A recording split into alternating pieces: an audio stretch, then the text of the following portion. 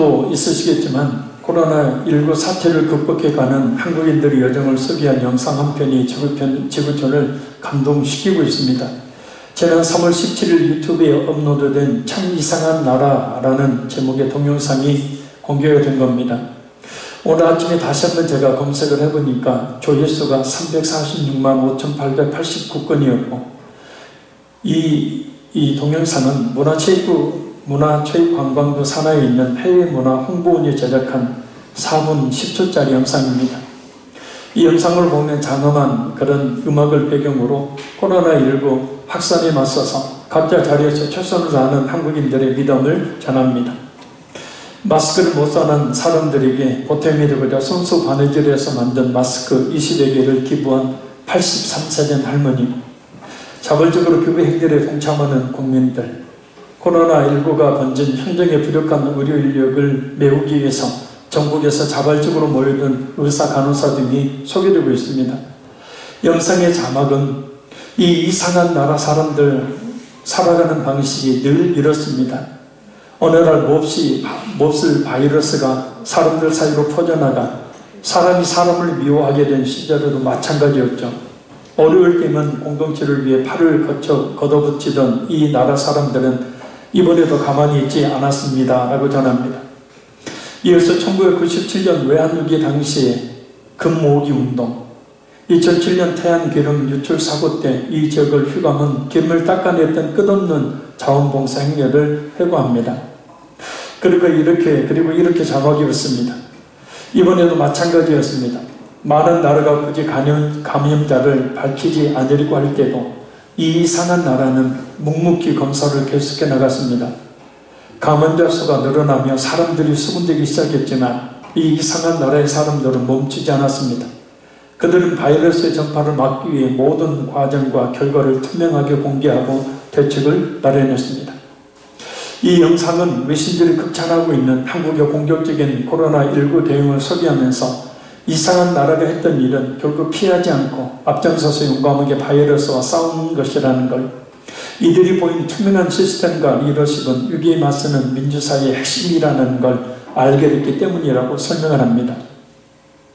누리꾼들은 해당 영상에 오늘 아침 제가 보니까 현재 15,530개의 댓글을 달면서 호응을 하고 있었습니다. 한 외국인은 이 영상을 보니 눈물이 난다. 한국과 전 세계에 사는 한국 사람들이 수많은 고난과 희생을 겪으면서도 그것을 이겨낼 힘을 지닌 사회를 만들었다는 것을 알고 있기 때문이다. 또 한국은 역사를 통해 교훈을 얻었고 긍정적인 방향으로 힘있게 나아가고 있다. 또 어려움 속에서도 상식적인 행동이 무엇인지, 투명성이 무엇인지 보여주고 있다. 또 한국에서 영감을 얻어 함께 코로나19에 맞서야 한다라고 말했습니다. 자신을 유럽인이라고 소개한 한 누리꾼은 이 영상을 보면서 왜 내가 자긍심을 갖게 되는지 모르겠다. 이 영상은 나를 일깨운다. 내가 한국을 정말 좋아하고 인정하는 데는 여러 이유가 있는데 이것이 바로 그 이유 가운데 하나라고 전합니다. 이런 외국인들의 이 칭찬과는 달리 정부의 코로나19 대처에 대해서 비판만을 일삼는 야당들과 몇몇 언론들이 있지만, 이렇게 전 국민이 코로나19를 극복하기 위해서 힘을 합치고 있는 현 시점에서 우리 기독교인들은 어떻게 해야 할까? 먼저 정부의 방침에 최선을 다해 따르는 것이 선명되어야 합니다. 그러나 우리는 그들이 하지 못하는 일을 또한 해야 합니다. 그것이 뭘까요? 저는 그것을 오늘 본문에서 찾고자 합니다. 바로 코로나19로 인해서 황폐되어 가고 있는 이 땅에 하나님의 은혜의 강물이 흐르도록 바로 우리가 기도의 무릎을 꿇는 것입니다. 우리 1절 말씀을 다시 한번 같이 읽겠습니다. 그가 나를 데리고 성전문에 이르시니 성전의 앞면이 동쪽을 향하여 있는데 그 문지방 밑에서 물이 나와 동쪽으로 흐르다가 성전 오른쪽 제단 남쪽으로 흘러내리더라. 아멘. 이 상중의 천사는 성전 바깥들에 있던 예수께를 데리고 안뜰을 지나서 이제 성소로 들어가는 문인 성전문이 이릅니다. 그런데 문을 가만히 보니 동쪽을 향하고 있고 그 문지방에서 물이 나와 동쪽으로 흐르다가 성전 우편에 있는 제단 남쪽으로 흘러내립니다. 물이 흐르기 시작한 이 문은 43장 1절에서 5절을 보면 이전에 하나님께서 성전에 들어가실 때 사용하셨던 문입니다. 바로 그 문에서 물이 흐르는 것을 보여주고 있습니다. 아니, 성전에서 물이 흘러내리는 것이 뭐가 그리 대단한 일이라고 이런 이상을 보여주시는 것일까? 그래서 우리가 성경에서 말씀하고 있는 물의 의미를 보면 알 수 있습니다. 전체 생명의 근원을 의미하기 때문입니다. 그래서 이사야 선지자는 이사야 55장 1절 3절에서 오라 너희 모든 목마른 자들아 내게 오라 그리하면 너희 영혼이 살리라 라고 외쳤습니다. 아브라함의 여종 하갈과 그의 아들 이스마엘이 브엘세바 들판에서 목이 말라 죽게 되었을 때도 그들을 살리는 것은 하나님이 주신 물이었습니다. 출애굽한 이스라엘 백성들이 광야에서 기갈로 인해서 고통받을 때에도 그들을 살리는 것은 하나님이 주신 물이었습니다. 이 시간 우리를 살리시는 하나님의 생명의 물이 이 땅 위에 흐르게 되기를 간절히 소원합니다. 둘째, 씻은 곧 정결케 됨을 의미하기 때문입니다. 민수기 9장 9절을 보면 구약에서의 물은 부정한 것을 씻고 정결하게 하는 의미를 가지고 있습니다. 이는 신학시대의 세례와 연관이 됩니다. 에베소서 4장 22절에서 24절을 보면 세례를 통해 성도는 죄에서 깨끗게 되는 것뿐만 아니라 옛사람을 벗고 새사람을 입는 거듭남을 경험하게 됩니다. 코로나19와 같은 전 세계적인 환난 속에서 회개하자는 소리는 그리 많지 않은 것 같습니다. 우연은 없는데 말입니다. 믿지 않는 사람들은 우연히 중국 우한에서 발생한 그 바이러스가 전 세계에 퍼졌다라고 이야기를 할 수 있겠지만, 그러나 우리의 믿음을 가진 살리신 하나님을 믿는 우리에게 있어서는 우연이 없고 모든 것이 필연입니다. 이것을 통해서 우리가 깨달아 말해야 된다는 겁니다. 정말 우리가 지은 죄악을, 또한 우리의 게으르고 나태한 신앙을 우리가 깨닫고 회개해야 이 생명의 물이 흐르는데 말입니다. 며칠 계속 기도하면서 하나님 앞에 회개의 눈물을 흘렸습니다. 어제 밤에도 밤잠을 제대로 못 자고 회개의 눈물을 흘렸습니다. 제 자신을 돌아보며, 또 우리 한국 교회를 돌아보며, 또 전 세계 이 땅의 모든 민족들을 돌아보며 우리의 죄악이 참으로 관영해 간다, 가득 차 간다 라는 것을 깨닫고 하나님 앞에 엎드렸습니다. 우연은 없으니 우리가 우리 자신을 돌아보면서 정말 회개하는 대로 삼아야 되고, 또 우리 한국 교회를 돌아보면서 정말 회개하는 대로 삼아야 되고, 이 땅의 모든 민족들을 돌아보면서 정말 회개하는 대로 삼아야 합니다. 오늘 본문의 말씀은 회복된 이스라엘을 향한 하나님의 충만한 은혜를 의미하기 때문에, 그래서 절제한 회개를 통해서 우리가 하나님의 은혜를 받을 수가 있기 때문입니다. 그래서 무엇보다도 우리 자신이 이런 환난 속에서 하나님 앞에 어떤 신앙을 가지고 있는지를 살피고 회개 눈물을 흘리며 하나님이 예비하신 7천의 용사들이 되어서 이 땅의 모든 민족을 살리는 그 한 사람으로 역할을 감당하는 우리 모두가 될 수 있기를 간절히 소원합니다. 첫째는 성령을 의미하기 때문입니다. 물은 신구약 전체에서 제3위이신 성령을 가리키는 상징으로 쓰입니다. 요엘 2장 28절 29절에 내 영을 부어주리니, 요한복음 4장 14절에 영생하도록 솟아나는 샘물, 요한복음 7장 38절에 생수의 강 등이 바로 모두 성령을 가리키는 표현들입니다. 그래서 생수의 강이 넘친다는 의미는 성령을 통해 넘치는 복을 주시겠다는 것을 의미합니다. 성령은 성도들로 하여금 영원한 생명의 근원 되신 하나님께 나아가게 해서 구원에 이르게 하시고, 또 복의 근원이신 하나님께 나아가 하나님의 복을 받게 하십니다. 그리고 성도의 마음속에 들어오셔서 그를 변화시켜 주시고 자유와 기쁨과 희락이 넘치게 하시며 하나님의 사랑을 가득 부어주십니다. 그리고 복음을 증거하는 전도자들에게는 그 권능을 부어주시죠. 그런데 왜 성전에서 물이 흘렸을까? 이유가 있습니다. 성전이 세워졌던 예루살렘 성은 다른 여러 대도시에 발달한 도시들과 달리 큰 강물을 끼고 있는 곳에 세워지지 않았습니다. 실제 가보면 이 상 중턱에 세워져 있어요. 강이 없습니다. 이유가 있습니다. 하나님의 백성이 거하는 초소는 지리적 여건에 크게 의지하는 설석 도시들과는 달리 오직 하나님의 능력과 은혜만을 전적으로 의존해야만 된다는 것을 하나님께서 알게 하시도록 하기 위해서입니다. 이래서 그리스도는 물론 이 나라 민족 또한 하나님을 전적으로 의지하게 하시도록 하나님께서 이런 환난을 주신 줄로 믿습니다. 이럴 때 우리는 더욱더 하나님을 의지해야 합니다. 염려 두려움 속에 머물 것이 아니라 전전 건강할 것이 아니라 더욱더 기도함으로 하나님을 의지해야 합니다. 그래서 생수의 강이 이 땅 위에 흐르도록 우리가 그 역할을 감당해야 합니다. 하나님이 지금 우리에게 원하시는 것이 바로 그것이 아닐까요? 사실 도시가 강을 끼고 발달하게 되면 무역이 이루어지며 부가 형성됩니다. 그렇다 보면 온갖 이방 문화들이 범람하게 되고 자연스럽게 타락하는 도시가 되어버립니다. 강을 끼고 무역이 발달하고 번성하는 도시가 건전한 도시가 된 경우는 인類역사상 없습니다.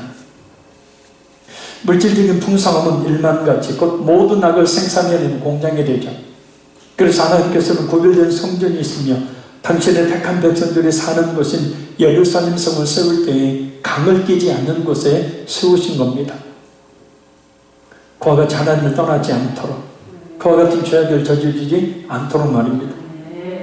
이스라엘 백성들을 출애굽시키실 때에도 아무것도 없는 광야로 내모신 것도 바로 이 때문입니다. 왜 하나님께 성도 개인은 물론 전 세계를 하나님께서 이런 갈수록 황폐된 환경 속에 두셨는지 우리가 깨달아야 합니다. 정말 깨달아야 합니다. 건강한 사람도 눈에 보이지도 않는 바위에 쓰러져 죽어가고 있는 모습. 우리 인간이라는 존재는 참 한없이 나약하고 연약한 존재죠. 우리 한없이 나약하고 연약한 우리라는 존재를 살게 하시는, 영원히 살게 하시는 분이 바로 우리 자신의 힘과 지혜와 능력이 아니라 하나님이시라는 사실을 우리가 깨달아야 된다라는 겁니다. 우리 2절 말씀 읽겠습니다. 그가 또 나를 데리고 궁으로 나가서 바깥길로 뻗겨 동쪽을 향한 바깥문에 이르시기로 본즉 물이 그 오른쪽에서 스며 나오더라. 아멘. 성소의 동문은 항상 닫혀 있었습니다. 그 동문은 하나님만이 출입하실 수 있는 문이기 때문입니다. 그래서 에스겔의 성전 밖으로 물의 흐름을 보기 위해서는 동문이 아닌 북문을 통해 밖으로 나와야만 했습니다. 그런데 물이 스며 나옵니다. 근데 스며 나오더라라는 말은 히브리어로 사카라는 말입니다. 조금씩 흘러나오는 물을 말하는 것이 아니라 마치 쏟아붓듯이 강력한 힘으로 물살을 일으키며 세차게 흘러나온 모습을 말합니다. 갈증으로 허덕이는 생물에게 감질나게 흐르는 소량의 물이 아닙니다. 갈라진 바닥으로 스며들고 마는 그런 적은 양의 물이 아닙니다. 세차게 흘러나와서 온 땅을 적시고 깊은 강을 이루는 물입니다. 하나님께서 이 세계 열방을 불쌍히 여기셔서 이 생명의 강물을 온 땅에 흐르게 하시는 은혜를 베풀어 주시기만을 간절히 소원합니다. 그것밖에 없습니다. 3절 읽겠습니다.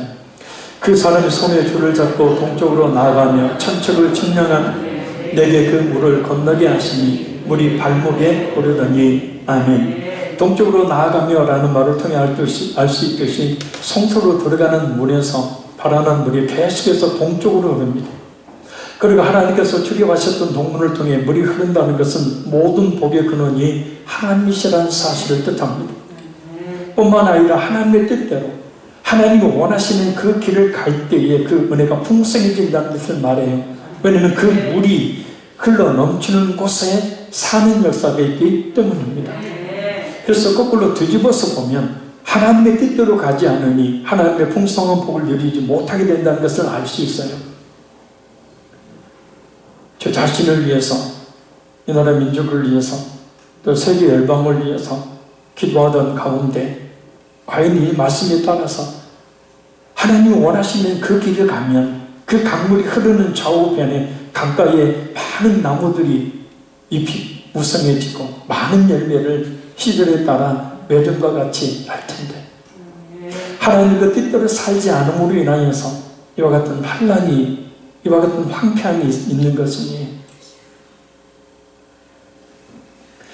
그래서 코로나19로 인해서 전 세계가 겪는 이런 두려움과 공포의 원인이, 이 고통의 원인이 과연 무엇인지 성경에서 우리 솟아나오는데 희한한 것은 그 물질을 측량한다는 겁니다. 천尺약 550m입니다. 이 측량을 4, 5절을 보면 약 550m에 한 번씩 4번을 행합니다. 무엇을 의미할까요? 성경에 나오는 측량줄은 바로 하나님의 말씀을 말하죠. 곧 성도가 체험하는 은혜의 체험들은 항상 말씀에 비춰봐야 한다는 뜻입니다. 말씀이 벗어나지 않는 것이어야 된다는 뜻이에요. 요즘 얼마나 말씀이 벗어난 은사, 신비 체험들이 많습니까? 말씀에서 벗어난 성경 해석이 얼마나 많습니까? 영적으로 적용을 해보면 신천지가 큰 문제를 일으켰던 이유가 바로 이 하나님의 말씀대로 하지 않기 때문이죠. 하나님의 말씀대로 하지 않는 물질치고 기복이 온 세상을 뒤덮고 있죠. 한국교회도 심한 말로 배가 불러서 하나님의 말씀보다는 자신의 생각을 의지하는 방향으로 나아가고 있고, 교회가 하나님이 중심이 아닌 사람이 중심이 된 교회, 교회가 영적 공동체가 아닌 교회가 세상의 기업화가 되어지고 세상의 방식이, 세상의 운영 방식이 교회 안에 들어와서 교회가 운영되어지는 모습들, 우리가 신약성경에 이 성전, 이 정결운동을 펼치셨던 그 예수님의 그 모습을, 왜 예수님께서 그 성전을 회파하셨는지를 오늘 우리는 이 코로나19로 인하여서 깊이 다시 한번 깨달아 알아야 합니다. 하나님의 말씀이 아닌 인간의 생각이 우리 자신과 교회를, 아니 우리 기독교 전체를 피해가고 있는 것이 솔직히 사실이지 않습니까? 이럴 때 우리는 더욱 하나님의 말씀으로 돌아가야 합니다. 할렐루야. 하나님의 말씀으로. 4, 5절 같이 읽겠습니다. 다시 천척을 측량하고 내게 물을 건너게 하시니 물이 무릎에 오르고, 다시 천척을 측량하고 내게 물을 건너게 하시니 물이 허리에 오르고, 다시 천척을 측량하시니 물이 내가 건너지 못할 강이 된지라. 그 물이 가득하여 헤엄칠 만한 물이요 사람이 능히 건너지 못할 강이더라. 아멘. 측량하고 나서 건너게 하시니 물이 발목에 차고, 또 측량하고 나서 물을 건너니 무릎에 차고, 측량하고 나서 또 건너니 허리에 차고, 또 측량하고 나서 물을 건너려 보니 이제는 건너지 못할 헤엄쳐만한 강을 이룹니다. 이 비유 속에는 몇 가지 의미가 있습니다. 첫째는 우리의 신앙은 점점 깊어져야 한다는 거예요. 바닥에서 발목, 발목에서 무릎, 무릎에서 허리, 허리에서 마음껏 헤엄치는 깊은 그런 신앙. 그래서 진정한 예수를 믿고 또 성령을 받은 성도의 신앙은 갈수록 성장, 성숙하게 되어지죠. 그런데 우리의 신앙과 우리의 신앙을 성숙하고 성장하게 만드는 원동력은 물론 하나님의 말씀입니다. 그런데 말입니다. 그런데 그 말씀을 우리가 사실 신앙이 연약한, 또 세상 속에 있는 그런 기독교인들이 신앙 성장을 어떻게 이루겠습니까? 바로 환난이죠. 미국의 9.12 사태가 벌어졌을 때 이 국기 개항대 기도 모임이라는 게 있었죠. 학교마다 국기 개항대에 모여서 나라 민족을 위해서 기도하는 기도 모임들이 있었는데, 자유주의가 들어가고 인본주의가 들어가고 종교다원주의가 들어가고 해서 그 기도가 없어졌는데, 9.11 테러 이후에 그 국기 개항대 기도 운동이 다시 회복되었죠. 많은 사람들이 다시 기독교로 회귀하는 그런 일들이 벌어졌죠. 이번 코로나19로 인한 환난이 부디 우리의 신앙을 발목에서 허리로, 허리에서 가슴으로, 가슴에서 헤엄쳐야만 되는 깊은 신앙의 단계를 얘기하는 그런 계기가 되기를 간절히 소원합니다. 둘째, 오직 하나님만을 의지하는 신앙을 가져야 한다는 겁니다. 결국 마지막에는 헤엄쳐야만 가는, 곧 내 힘으로 물을 건널 수 없는 상황에 빠집니다. 이게 무슨 뜻일까요? 은혜가 얕을 때는 자신을 의지하는 경향이 강하게 되죠. 발못 정도 차는 신앙, 그런 믿음이라면 얼마든지 자기 마음대로 자기 힘으로 마음껏 다닐 수 있듯이 자신을 의지하게 됩니다. 그러나 물이 무릎에 허리에 차오르듯 은혜가 깊어지면 깊어질수록 자신을 의지하는 것이 아니라 전적으로 하나님을 의지하게 되면 하나님께 사로잡히게 되죠. 그 하나님의 은혜의 강 안에서 살게 되어집니다. 왜냐하면 물이 깊으면 깊을수록 우리 몸은 그 물에 의해 둘러싸이게 되고 그 물만 의지해야 헤엄칠 수 있기 때문입니다. 그래서 코로나19로 인해서 물론 우리가 철저하게 방역하고 거리두기를 해야 되고 하지만 하나님과 거리두기는 진짜 하지 말아야 돼요. 교회 나오지 못하더라도 가정에서라도 겨우 주일 난 예배만 드리는데 가정에서라도 하나님과 그 거리는 멀어져서는 안 돼요.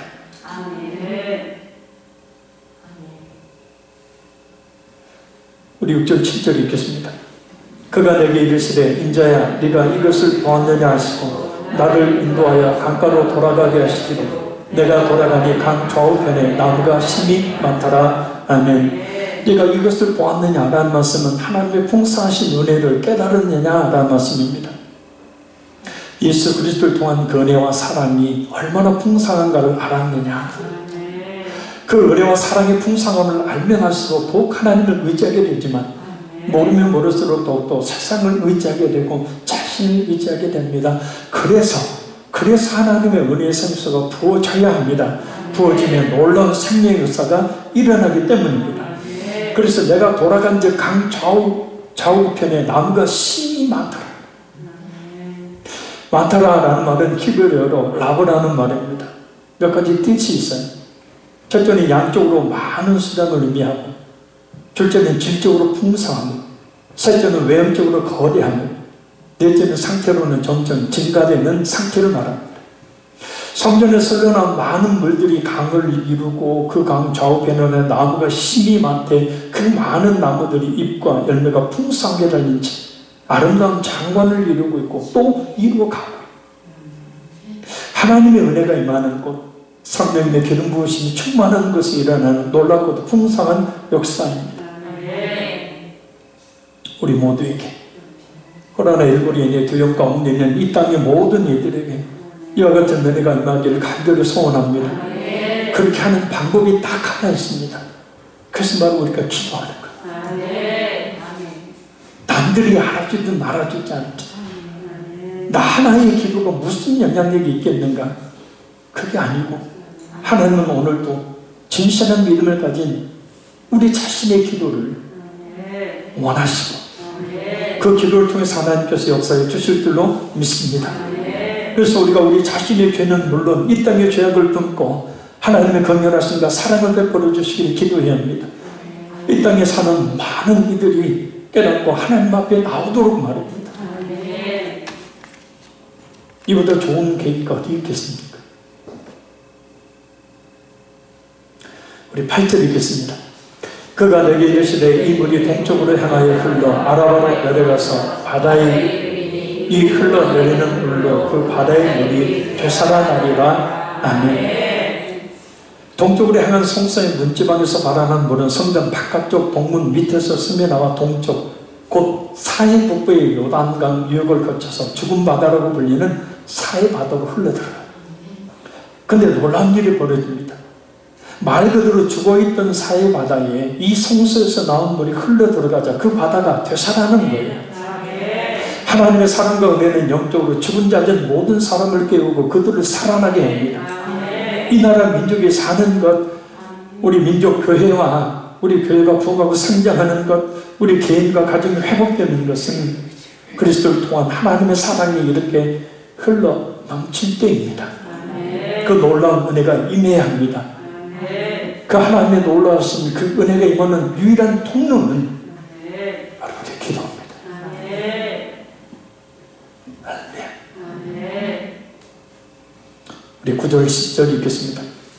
이 강물이 이르는 곳마다 번사하는 모든 생물이 살고 또 고기가 심히 많으니 이 물이 흘러 들어가므로 바닷물이 되살아나되 이 강에 이르는 각체의 모든 것이 살 것이며 또 이 강가에 어부가 설 것이며 엔게리에서부터 에네글라임까지 그물 치는 곳이 될 것이라. 그 고기가 종류를 따라 큰 바다의 고기같이 심히 많으려니와. 아멘. 죽은 바다가 되살아나니 그 바닷속의 모든 생물이 살게 되고 그 생물들을 잡아먹는 고기가 심히 많게 되며 또 그 고기를 잡기 위해 어부들이 생기게 되고 어부가 많으니 사회 주변에 어촌이 형성된다는 말씀입니다. 성전에서 흐르는 물은 죽은 바다로 유명했던 사회를 어촌이 밀집할 정도로 살아있는 바다로 변화시킬 만큼 놀라운 생명력을 나타냈습니다. 사회를 살리기 위해서 고기를 집어넣어 봐야 근본적으로 물이 변하지 않으면 아무 소용없습니다. 실제 사회를 들어가 봤는데 몸이 붕 떠요. 살아있는 생물이 있긴 있대요. 그 짠 물속에서도. 근데 모든 거의 대부분의 생물들은 사회에서는 살 수가 없습니다. 뭐냐면 오직 하나님의 은혜와 사랑이 부어져야 한다. 성령 하나님이 임하셔야. 우리는 이 코로나19라는 두려움과 고통의 원인이 무엇인지 정말 다시 한번 말씀드립니다. 깨달아야 합니다. 그래서 절제하고 회개함으로 죽은 물도 살리는 하나님의 은혜의 강물이 흐르도록 해야 합니다. 다른 방법이 없어요. 그 은혜의 강물만 흐르면 죽음이 정복되고 모든 절망은 사라지며 생명의 역사, 고침과 회복의 역사가 일어나기 때문입니다. 역대하 7장 13절 14절에 하나님이 이렇게 말씀합니다. 혹 내가 하늘을 닫고 비를 내리지 아니하거나 혹 메뚜기 떼들이 토산을 먹게 하거나 혹 전염병이 내 백성 가운데 유행하게 될 때 내 이름을 일컫는 내 백성이 그들의 악한 길에서 떠나 스스로 낮추고 기도하여 내 얼굴을 찾으면 내가 하늘에서 듣고 그들의 죄를 사하고 그들의 땅을 고칠지라.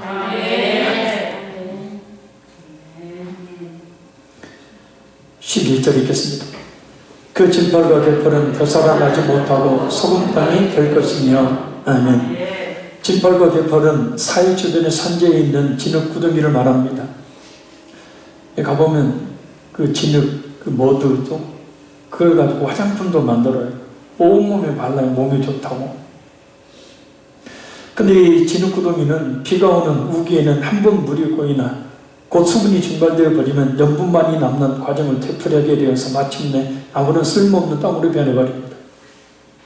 곧 이 말씀은 하나님의 은혜 가운데 늘 거하지 않는 자는 결국 풍성한 삶을 누리지 못하고 그 구원의 은혜에서 하나님의 그 축복하신 은혜에서 죄된다는 뜻이에요. 그러니 늘 은혜의 끈을 놓치지 말아야 합니다. 늘 그 하나님의 은혜에 그 자리를 사모하고 그 하나님의 은혜의 끈을 놓치지 않아요. 그것이 우리가 사는 길이에요. 물론 예수님을 믿지 않아도 잘 사는 사람들 많죠. 그러나 그것은 자문서에 전도서에 말씀하고 있듯이 삶수 앞에 차려놓은 진수성찬과 다를 바가 없는 거예요. 우리 예수님의 성도들이 진정 살아야 될 삶은 이 땅의 삶도 중요하지만 우리의 영적인 삶 아닙니까? 그래서 하나님의 그 은혜의 끈을 덜 놓지 말고 붙들어서 우리 영혼이 살고, 그래서 우리 영혼이 강해지게 되어지면 우리의 삶을 우리가 담대하게 살아갈 수가 있게 되어집니다. 우리 마지막 12절 읽겠습니다. 강 좌우가에는 각종 먹을 과실나무가 자라서 그 잎이 시들지 아니하며 열매가 끊이지 아니하며 달마다 새 열매를 맺으니 그 물이 송소를 통하여 나옵니다. 그 열매는 먹을만하고 그 잎사귀는 약 재료가 되리라. 아멘. 입이 시들지 않는다. 열매가 끊이지 않는다. 달마다 새 열매를 맺는다. 이 표현들은 일반적인 자연법칙을 초월하신 하나님의 복주심을 말합니다. 입은 시들죠. 열매도 한때가 지나면 없어집니다. 어떻게 달마다 새 열매를 맺을 수가 있습니까? 그런데 그렇지 않다는 것이에요. 우리의 생각을 초월하시는 하나님의 놀라운 축복의 약속입니다. 또한 열매는 먹을만하고 잎사귀는 약 재료가 되리라. 그 잎사귀가 약 재료가 된다는 말씀은 놀란 치유의 효력을 상징합니다. 일석이조의 효과죠. 맞습니다. 은혜를 제대로 받으면 자신만 사는 것이 아니라 주변에 있는 사람들까지 살리죠. 살릴 힘이 생기는 거예요. 능력이 생기는 거예요. 그들에게 선을 행하게 되어지고 약한 자를 북돋아주고 심령이 상한 자를 싸매어주기 때문에 강좌우는 강물에 솟아나는 힘이 가장 강력하게 미치는 곳입니다. 이곳의 신규 나무들은 생명수를 풍족히 흡수해서 충만한 생명력을 가지고 많은 열매를 맺습니다. 실제 성지순례 가보면 팔레스타인 지역이 그래요. 멀리서도 강이 있는지 강이 없는지, 물이 흐르고 있는지 흐르고 있지 않는지를 알 수 있는 방법 딱 하나예요. 딱 보면은 무성하게 양쪽으로 높이 나무가 줄을 지어서 있는 곳을 가보면 틀림없이 그것은 강가예요. 거기는 작은 물이 흐르고 있습니다. 그런데 나머지 땅은 거의 황무해요. 물론 기름진 땅도 있지만 대부분은 다 사막과 같은 땅입니다. 그래서 강가에 있어라는 뜻이에요. 할렐루야. 은혜의 자리에 하나님의 말씀에 깊은 뿌리를 내리라는 거예요. 난예배 외에는 공식된 예배를 드리지 못하고 있지만 그러나 수시로 교회로 나오세요. 저도 철저히 하고 있고 하니까 나오지 못한 상황이라면 가정에서라도 늘 기도를 쉬지 말아야 합니다. 왜냐하면 우리의 기도를 통해